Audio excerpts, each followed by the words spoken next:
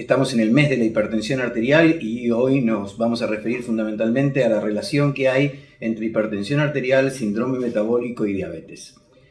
Cuando hablamos de síndrome metabólico, estamos hablando de un problema tremendamente frecuente, que cada día es más frecuente en el cono sur de nuestro continente. El estudio hecho en las ciudades de Temuco en Chile, Pando, Canelones en Uruguay y en Argentina, Marcos Paz y Bariloche, muestran que en población general entre 35 y 75 años de edad, digo de vuelta, población general, no pacientes del consultorio, casi 4 de cada 10 personas tienen lo que se llama síndrome metabólico.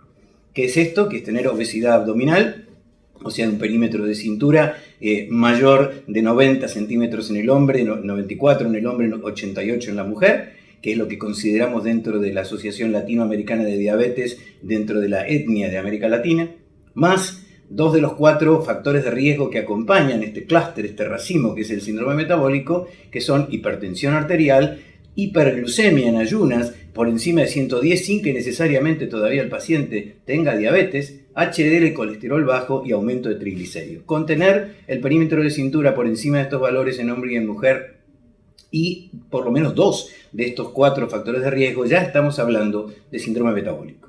Y el 37.4% de la población del cono sur de América Latina padece este problema frecuente que, como vamos a ver después, se asocia con enfermedad cardiovascular, incluye a la hipertensión arterial y predispone severamente a la diabetes. Entonces uno dice, a ver, este incremento de la cintura abdominal que ha sucedido en el cono sur, ¿cómo se manifiesta en prevalencia en la Argentina? La última encuesta nacional de factores de riesgo, publicada hace menos de un mes, nos muestra que el 61% de la población argentina tiene sobrepeso u obesidad. Y de ese 61% hay casi un 25%, o sea, 1 de cada 4 individuos que cumple criterios de obesidad. Y el gran problema es que si vamos a mirar dónde comienza esto comienza en los chicos.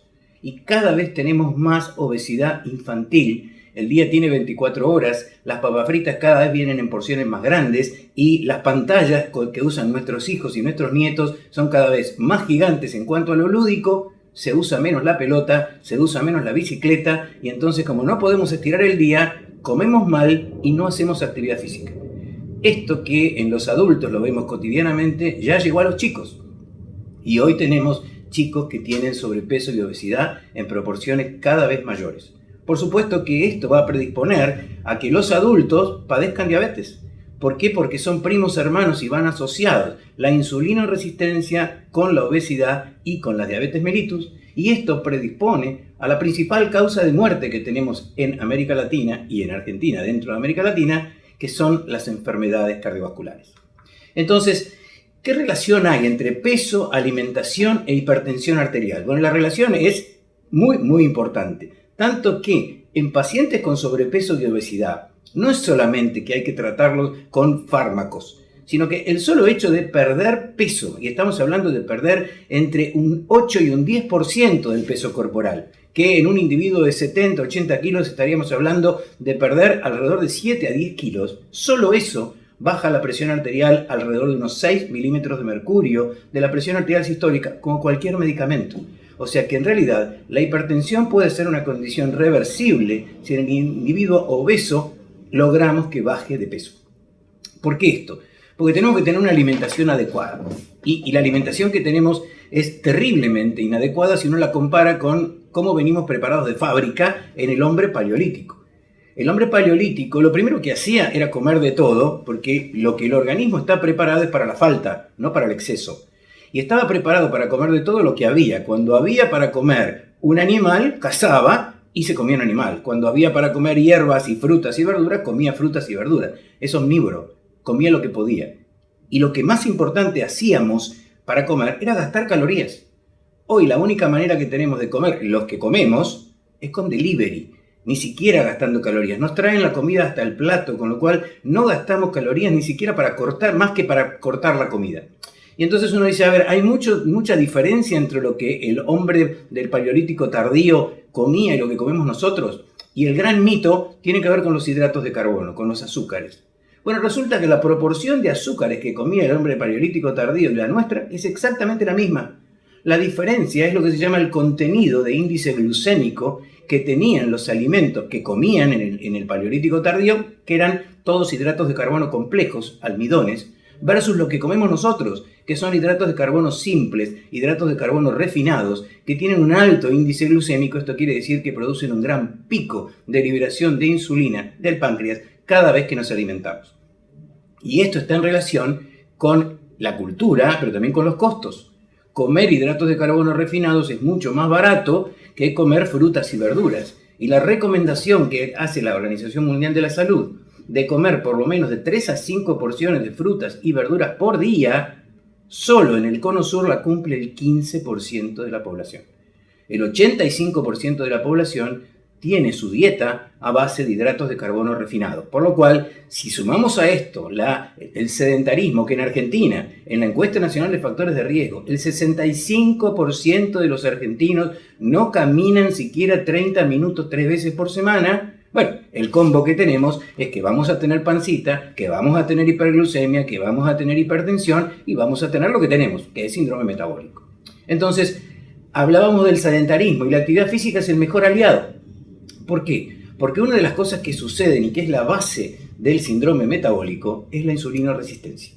Es la dificultad que tiene la glucosa en entrar en la célula muscular. ¿Qué necesita la glucosa para entrar a la célula muscular? Y lo que necesita son dos cosas, insulina y potasio. Justamente, ¿dónde está el potasio? En las frutas y las verduras, que es lo que no consumimos habitualmente, y la insulina está tremendamente elevada porque lo que tenemos es una ingesta de hidratos de carbono refinados. Con lo cual, lo que logramos con la actividad física, que era lo que hacía el hombre paleolítico cuando cazaba, es mejorar la sensibilidad del músculo en la captación de la glucosa.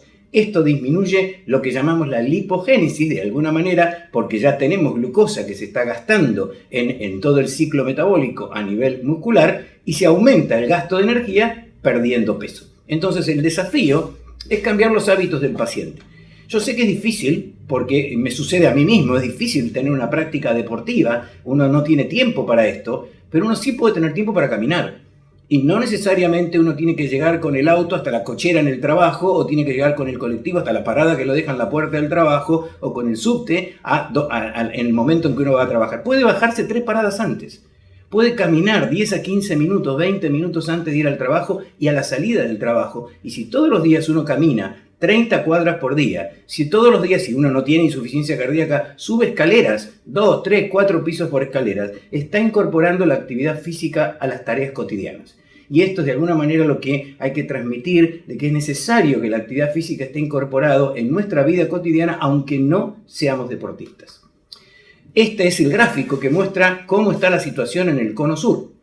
Fíjense ustedes que yo les decía que el 37% tiene síndrome metabólico y ya se ha cumplido lo que la Organización Mundial de la Salud decía hace 15 años atrás. La OMS nos decía que en América Latina íbamos a tener una duplicación de la prevalencia de diabetes, y eso ya llegó. 6% era la prevalencia de diabetes hace 15, 20 años atrás, hoy es el 12.4% y está confirmado por la encuesta nacional de factores de riesgo que mostró 12.5% de prevalencia de diabetes en nuestro país. Si ustedes ven el gráfico, el 68%, esto quiere decir 7 de cada 10 individuos que vivimos en nuestro continente, tienen 3 o más factores de riesgo cardiovascular, con lo cual el combo que esto va a generar en el futuro, si sabemos que tenemos 37% de síndrome metabólico, es que la epidemia de diabetes y la epidemia de enfermedad cardiovascular está a la vuelta de la esquina. Ahora, ¿qué relación hay entre enfermedad coronaria, entre muerte por infarto agudo de miocardio y síndrome metabólico? Lo ven bien. A medida que aumentan los componentes del síndrome metabólico, que yo les decía es un clúster o un racimo de factores de riesgo, conforme va aumentando el número de factores de riesgo, obviamente en forma logarítmica, va a aumentar la probabilidad de padecer un evento como un infarto o de morir por cardiopatía isquémica. Pero si hay algo muy importante y fundamental, que el tener síndrome metabólico aumenta 5 veces el riesgo de padecer en el futuro diabetes tipo 2. O sea, piensen ustedes que si tenemos una prevalencia del 37% de síndrome metabólico y que se aumenta 5 veces la probabilidad de tener diabetes, pues entonces en los próximos 10 o 15 años ya no va a haber 12% de diabetes de prevalencia, sino que estaremos hablando de un 20% de la población argentina, que son aproximadamente 8 millones de personas. Hoy ya estamos hablando de más de 5 millones de personas que padecen diabetes. Y encima de esto, igual que en hipertensión arterial, el gran problema es que la gente no lo sabe. Porque como no se controla habitualmente y teniendo sobrepeso u obesidad no se hacen los exámenes que uno tiene que hacer, pues llegamos tarde a hacer el diagnóstico de diabetes y de síndrome metabólico. Este es el lugar donde ya les dije antes se había hecho el estudio en personas entre 35 y 74 años. Ni siquiera están incluidos los sujetos mayores de 75 años que tienen más factores de riesgo en estas 4 ciudades del Cono Sur. Lo que quiero transmitirles entonces es que cuando hablamos de diabetes, 1 de cada 11 personas en nuestro país vive con diabetes. Y si hablamos de lo que sucede a nivel mundial también, 1 de cada 2 personas no sabe que tiene diabetes. Y en este momento, para la Organización Mundial de la Salud, hay cerca de 212 millones de personas que son diabéticas y que no han sido diagnosticadas. Entonces, ¿cuáles son las áreas en que tenemos que actuar? Primero, descubrir la enfermedad. Para descubrir la enfermedad no hay que esperar que el paciente venga al consultorio. Tenemos que ir a buscar a los pacientes. ¿Dónde están los pacientes? ¿Dónde están lo que se llaman las familias en riesgo? Un chico que se alimenta mal, un chico que es sedentario, un chico que tiene sobrepeso, hay que estudiar a los padres, además de estudiar al chico, porque es probable que en la transmisión genética, heredofamiliar, existan algunos genes, pero también es fundamental la epigenética. Y los chicos que tienen padres fumadores habitualmente fuman. Los chicos que tienen padres hipertensos, muchos de ellos son hipertensos. Y los chicos cuyos padres tienen síndrome metabólico de obesidad, muchos de ellos tienen síndrome metabólico de obesidad. Con lo cual, la primera tarea es prevenir la aparición de todos estos factores de riesgo. Y una vez que están, detectarlos precozmente para tratar de controlarlos y llegar a cifras de presión arterial en estas situaciones más cercanas a lo normal de lo que estamos acostumbrados a ver.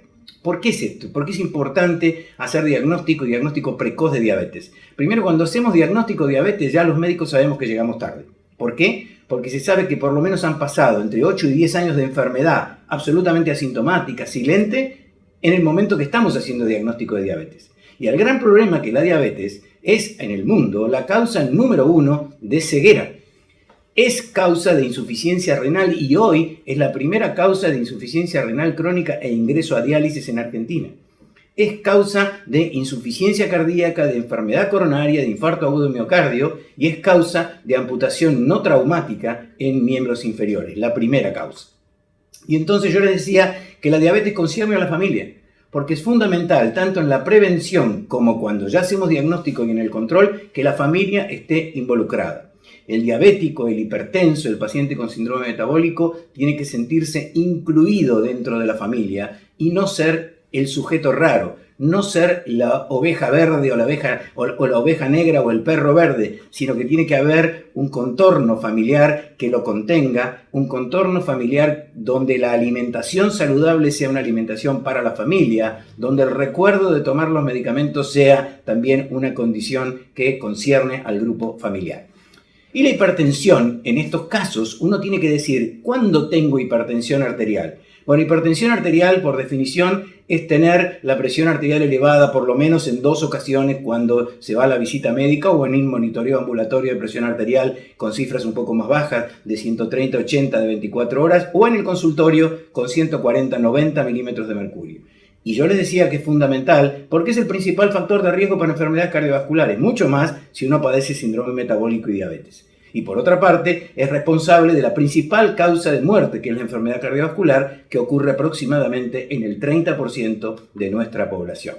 La hipertensión arterial no tratada, y sobre todo en los pacientes que tienen trastornos metabólicos y diabetes, es causa de alteraciones cognitivas, es causa de accidente cerebrovascular, es causa de daño arterial, y si hay algo que tiene el paciente metabólico y el paciente diabético, es lo que se llama envejecimiento arterial precoz, envejecimiento vascular precoz. Antes el doctor Rodríguez hablaba de la edad de las arterias, pues la edad de las arterias para los diabéticos es una edad que su edad biológica es mucho mayor que la edad cronológica. Y este daño que estos pacientes tienen a nivel arterial lo van a expresar a nivel cerebrovascular, a nivel cardíaco y a nivel renal, que son los 3 parénquimas que fundamentalmente van a expresar el daño vascular del paciente diabético. Por supuesto que la hipertensión arterial comienza desde la infancia Y a partir de los 8 años tenemos que controlar la presión arterial de nuestros chicos y de nuestros adolescentes. Ahora, ¿quiénes son los pacientes que más hipertensión arterial van a desarrollar? Por supuesto, a partir de los 35 años. Si no hacemos controles adecuados y los pacientes por lo menos se controlan una vez por año, recién vamos a conocer a nuestros hipertensos diabéticos o a nuestros hipertensos con síndrome metabólico en la unidad coronaria o en la guardia. Y la idea no es que conozcamos a los pacientes en ese momento, sino que los conozcamos mucho antes, cuando están en la escuela, cuando están en la universidad, cuando están en el club, no solamente cuando están en el consultorio. Las claves para prevenir la hipertensión arterial, lo primero, que es la campaña donde hoy está involucrada la Sociedad Argentina de Hipertensión Arterial, es la campaña Conoce y Controla. Tenemos que conocer los números. Si no conocemos cuáles son los números de presión arterial y no nos tomamos la presión arterial adecuadamente, nunca vamos a poder conocerlo. Y lo que tenemos que hacer es cuidar nuestras arterias. Fundamentalmente, los 3 parénquimas que hay que cuidar son el corazón, el cerebro y los riñones. ¿Cuáles son las claves para prevenir la hipertensión arterial? Sobre todo en esta población de riesgo, como la población con síndrome metabólico y diabetes. Dieta saludable. Dieta saludable significa tratar de incorporar las frutas y las verduras dentro de nuestra dieta habitual y que los lácteos que comemos sean lácteos descremados, no lácteos enteros. Deporte o actividad física semanal, como yo les decía, fundamentalmente incorporada a las actividades cotidianas. Por supuesto que hay que reducir el consumo de sal, no solamente en la población de adultos mayores, sino también en la población de diabéticos y de síndrome metabólico. Pero cuidado, que no alcanza con disminuir el consumo de sal. Sabemos que lo que tenemos es una relación absolutamente dispar entre el sodio y el potasio. Y si hay un ion que es protector, no solamente el sodio es dañino, sino que hay un ion que es protector, es el potasio. Y lo que tenemos que consumir es, si no tenemos, por supuesto, insuficiencia renal, es disminuir la cantidad de cloruro de sodio en nuestra dieta, pero aumentar la cantidad de potasio dentro de la misma. Por eso se sigue recomendando las frutas y las verduras como parte de la alimentación. Obviamente no fumar, porque si va a haber algo que va a dañar las arterias de un individuo hipertenso diabético o hipertenso con síndrome metabólico es el tabaco y todos los productos del tabaco. Restringir el consumo de alcohol porque es otro factor de riesgo que va a hacer que haya más daño arterial. Tenemos que tratar de, en este mundo donde vivimos, tratar de relajarnos en la medida que podamos y tratar de sacarnos un poco el estrés de encima de la manera que uno lo logre. No es necesario exclusivamente que esto sea con técnicas de relajación o con actividades deportivas. Puede ser pintando, puede ser cantando, puede ser bailando, puede ser escribiendo una canción. Cada uno debe encontrar dónde produce endorfinas como para sentirse mejor dentro de las actividades cotidianas y no dejar de visitar al médico, sino visitar al médico en forma periódica. Concluyendo entonces, lo primero que tenemos que decir es que si hablamos de diabetes y enfermedad cardiovascular, la relación es estrecha. No se trata solamente de controlar el azúcar, sino de lo que se trata es que 1 de cada 2 pacientes diabéticos que va a morir por enfermedad cardíaca. O sea, el 50% de la mortalidad está relacionada con el corazón. Por otra parte, se pierden años de vida. En un individuo diabético que no tiene enfermedad cardiovascular manifiesta, o sea, no ha tenido un evento, en relación a la población general viven en promedio 6 años menos. Ahora, si ese mismo diabético tuvo un evento cardiovascular como un infarto o un accidente cerebrovascular, la sobrevida es 12 años menos. Y la diabetes duplica el riesgo cardiovascular con respecto al resto de las enfermedades. Pero si uno es diabético y ha tenido un evento cardiovascular previo, ya no se duplica, sino que se cuadruplica. Por eso claramente hay que tratar de evitar el evento cardiovascular, porque cuando evitamos el evento cardiovascular estamos evitando futura mala calidad de vida y futuras complicaciones que van a llevar a la muerte. Por eso finalizo diciendo que tenemos que hacer foco en la campaña de Conoce y Controla los números. En este caso, en el mes de la hipertensión, conoce y controla los números en hipertensión arterial. Luego vendrá el Conoce y Controla los números en síndrome metabólico y en diabetes a través de conocer y controlar el colesterol, los triglicéridos y la glucemia. Muchas gracias. Muchas gracias, doctor. Muy interesante la charla. Abrimos entonces este espacio de 10 minutos de preguntas para que nos las envíen por chat. Y les recordamos que las preguntas que no podamos responder en este tiempo nos las pueden enviar al mail estambuliantalks@estambulian.com.ar. ¿La diabetes es más frecuente en los países desarrollados? No, eso es un mito, porque sucedió ya que la epidemia ya sucedió en el mundo desarrollado, y si uno compara los países en desarrollo versus los países del primer mundo, la epidemia en los países del primer mundo ya se amesetó. En cambio, en los países subdesarrollados como el nuestro, y particularmente en América Latina, la epidemia está en verdadero crecimiento. Así que está fundamentalmente en relación con el ingreso económico y con el desarrollo socioeconómico de una población. Las poblaciones que tienen peor desarrollo socioeconómico tienen peor alimentación, peor actividad física o menos actividad física, y son las que están más predispuestas a tener diabetes. ¿Qué importancia tiene la obesidad infantil para el futuro desarrollo de la enfermedad metabólica? Y es fundamental porque existe lo que en diabetes se llama memoria glucémica o legado glucémico, y la célula grasa, el adipocito, ya lo tiene como memoria desde el momento en que un chico tiene aumento de peso. Ese adipocito que ya queda alterado y queda deformado en la niñez o en la pubertad va a ser el germen para que en el futuro a esa persona después le diga: me cuesta bajar de peso porque yo no como nada y no bajo de peso, tengo un trastorno metabólico, y probablemente ese trastorno metabólico ya lo tenía desde la adolescencia. ¿Cuál es el valor de la hemoglobina glucosilada recomendada? Bueno, aquí hay un tema que tiene que ver con el intensivo control versus el no intensivo control en diabetes.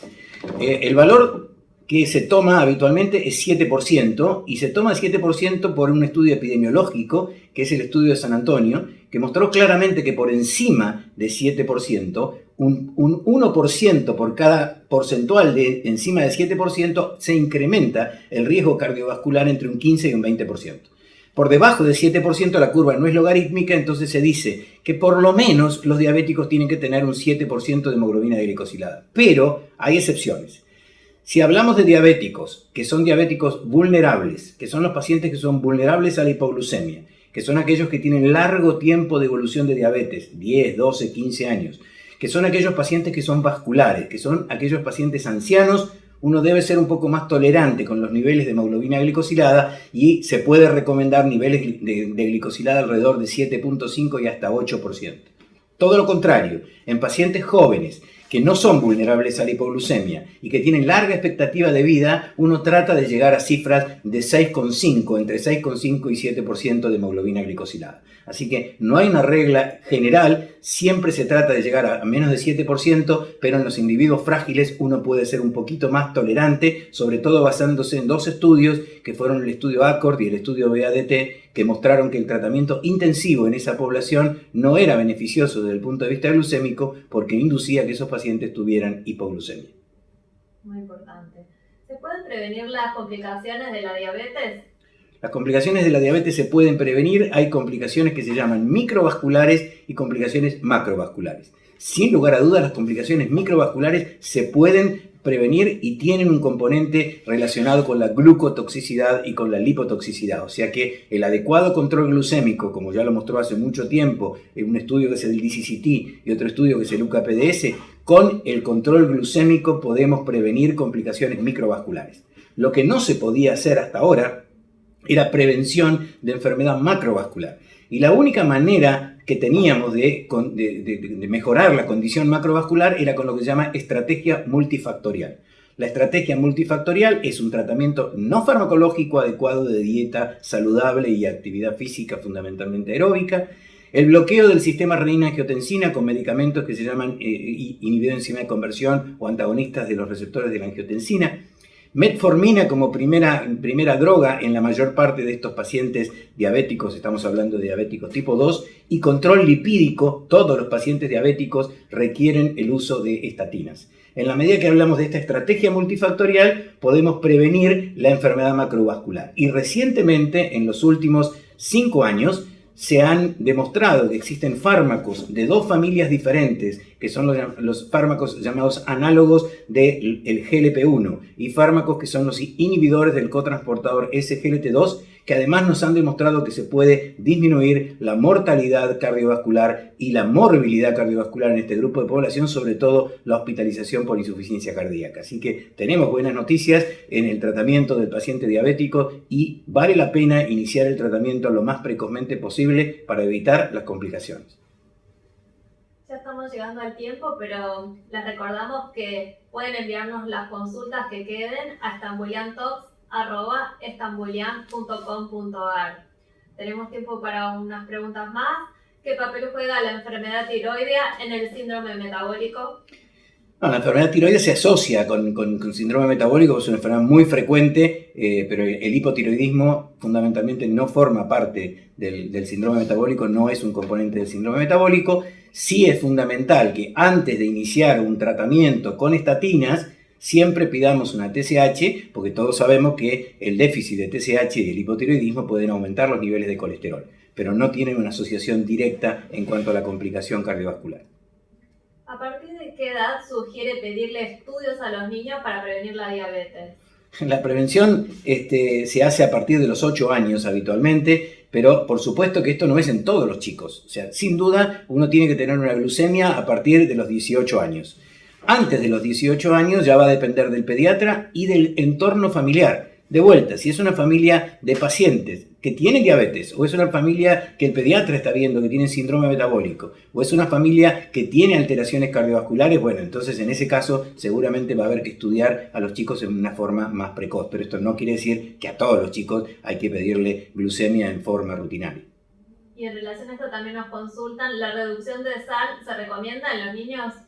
La reducción de sal es todo un tema que no se recomienda en los niños menores de 8 años por una cuestión que tiene que ver con la sal, el sodio y el crecimiento óseo.